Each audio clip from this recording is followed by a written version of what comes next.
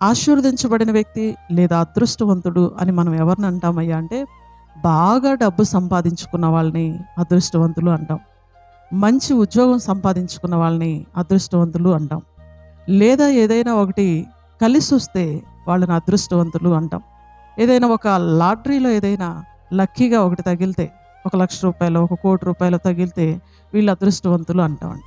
కానీ బైబిల్ గ్రంథంలో జ్ఞాని అయిన సొలొమోను గారు చెప్తూ ఉన్నారు, జ్ఞానము సంపాదించిన వాళ్ళు ధన్యులు అని, అదృష్టవంతులు అని. జ్ఞానము సంపాదించుకోవాలంట.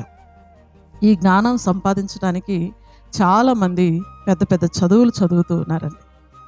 చాలామంది డబ్బు ఖర్చు పెడుతూ ఉన్నారండి.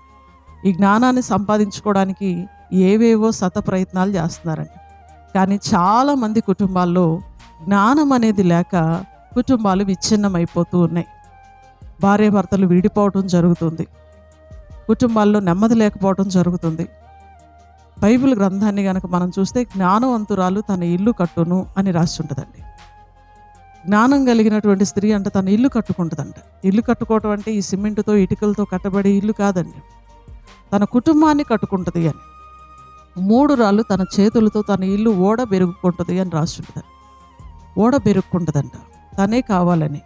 అంటే చాలామంది జ్ఞానం లేక కుటుంబాలను ఎలా కట్టుకోవాలో తెలియక చాలామంది కుటుంబాలను పాడు చేసుకుంటూ ఉన్నారు.